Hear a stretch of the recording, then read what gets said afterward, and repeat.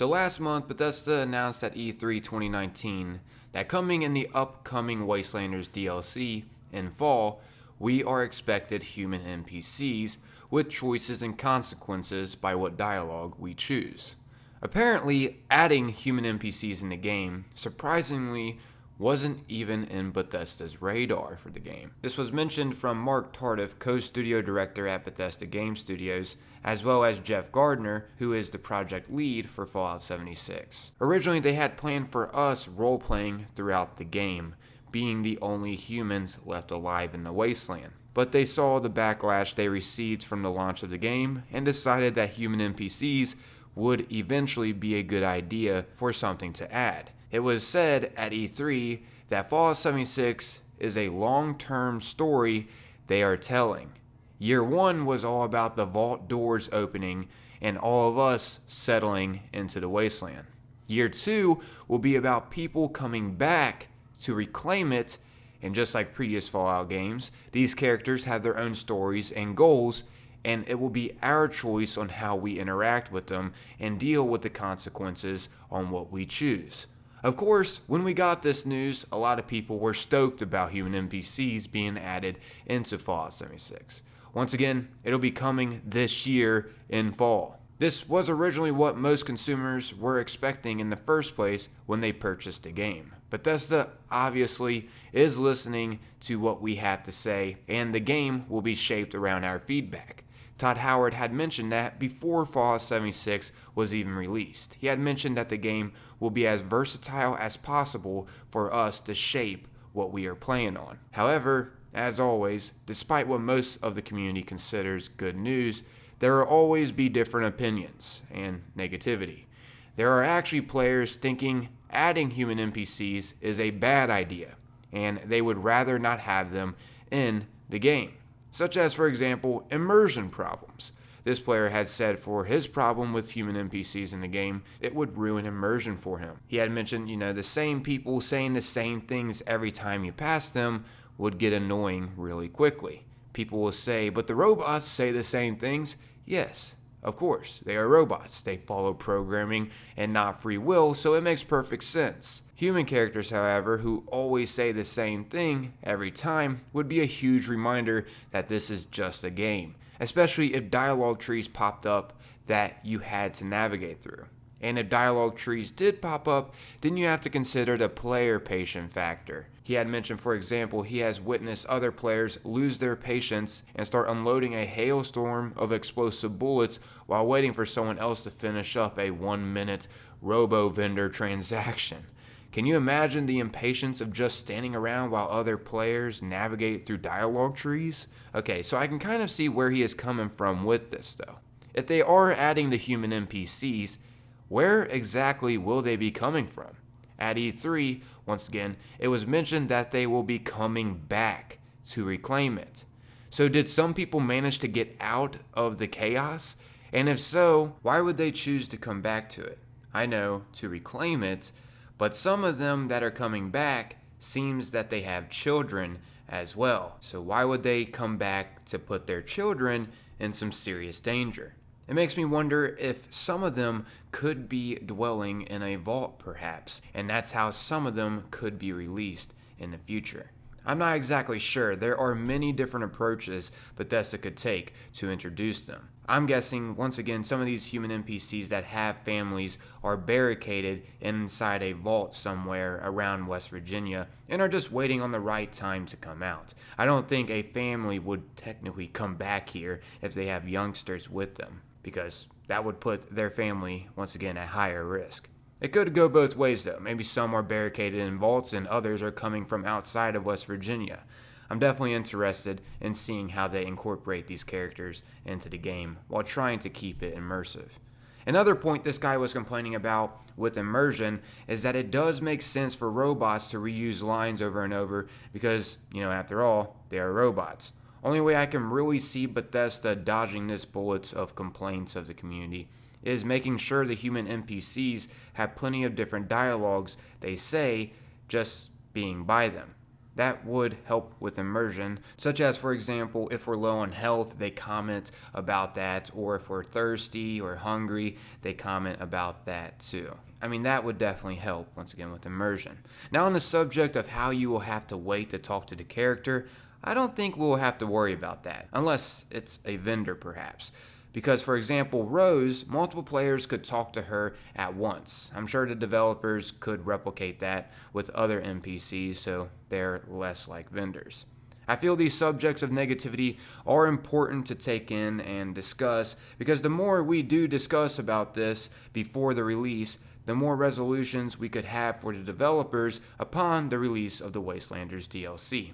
It's good to get things out in the air instead of thinking everything is going to be rainbows and sunshines. Also, something really interesting to discuss. Recently, today actually, at Quakecon, the developers released some awesome insight and also a summer content timeline, as you can see here. Starting with what's available now, the Nuclear Winter Mode beta release. On August 1st, we are expected the Seasonal Meat Week event, and this is with Graham. And in case you guys might have missed the Fosnot event, there are going to be some rewards out of this event, I'm certain, that are only going to be limited time. I'm guessing recipes for meat. And if you miss out on those, you may not have a chance of getting them again. That's what makes limited time events special. You want to make sure you're participating in it, because the players that do participate in it have a chance at these limited time rewards, which makes it more worth participating. Up next is one of the most exciting features about this timeline, in my opinion. The Vault raids begin.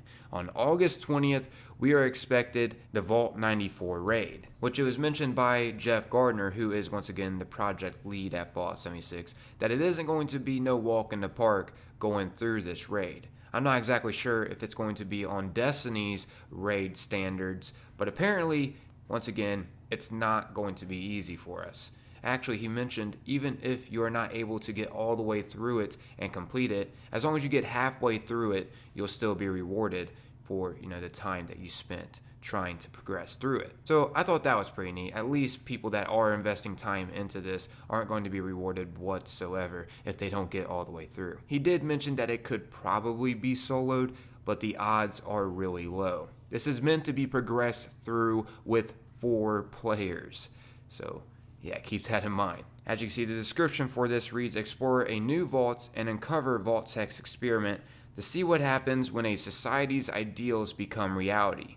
Earn unique social rewards and armor recipes with a legendary set bonus, and play a different mission in rotation each week. And by completing this vault raid, we get some really interesting unique rewards. As you can see here, for example, check out this new set of armor. You're definitely going to be able to blend well with the environment with this. So if you have a sneak build of some sort, this will definitely be awesome to wear while sneaking around. And it's cool that the armor goes with the theme of the vault. Vault 94 obviously looks overgrown with flora, and as you can see, the armor is camouflaged with greenery. This isn't going to be the only rewards either from this raid. There's going to be more than just this unique set of armor. Either way, I am extremely excited to participate in this.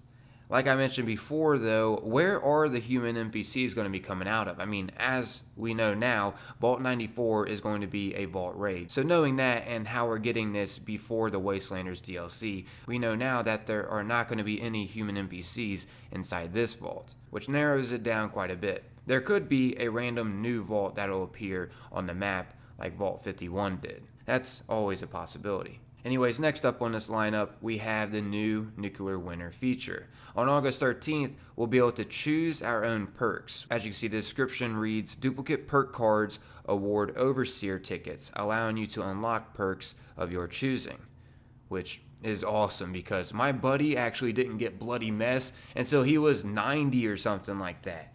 That's a long time to get that perk card, and it is a very useful perk card. Anyways, up next on this lineup is another one that I am extremely excited about. As you can see, on August 20th as well, which is when the vault raids also come out, display cases will also be released, which will be able to show off our hard-earned loot with these new display cases. I mean, as you can see with the little preview they got there, we have all the bobbleheads on a shelf. We got some magazines on another one. We got the magazine rack filled too. And also there's some things inside those glass display cases too. So yeah, I'm really excited for this one because I'm a big fan of building in this game, and this is going to really spice up my camp, as well as of course a lot of other players' camps too that do decide to use this new feature. Anyways, in September, we're actually expected a new map and improvements for Nuclear Winter. We're going to be able to get to play over at Morgantown. They're switching it up to keep things fresh, which I think is a great idea. As you can see, the description for it reads, "New storms are brewing over Appalachia. Return to face off with your fellow dwellers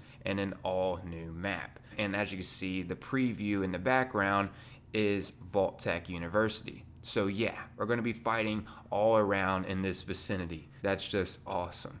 Keeps things once again fresh feeling. And also in September, there's going to be event system improvements, which as you can see, the description for this reads, "Updates based on community feedback to reclassify favorite multiplayer events as public events, featuring new performance-based reward rules, free fast travel to event locations, more informative event previews on the map, and more." Which I think is a great idea. Making it free to fast travel over there will help with more players engaging in the event that popped up on the map. Maybe some players just don't want to participate in the event just because they don't have that many caps to spend or something. So with this being implemented, this could have more players participating in events that do pop up. Lastly up for our preview of what's to come this summer, we have new purveyor offerings. It says, "Save your script with new discounts and offerings from the purveyor with a unique deal offered through each weekend." So I'm interested in seeing how this plays out. It could be kind of similar to Xur on Destiny. Basically, in Destiny, we got to spend strange coins with Xur each weekend for some special deals. This seems pretty similar. We're going to be able to spend our script, though, for some special deals each weekend with the purveyor. But yeah, that's about wrapping up this jam-packed Fallout 76 news video. Hopefully you found this enjoyable, and if you did, consider leaving a like. Your guys' support is always greatly appreciated. I'm out of here, though. As always, thanks for taking the time, watching and listening. Until next time, everyone, peace.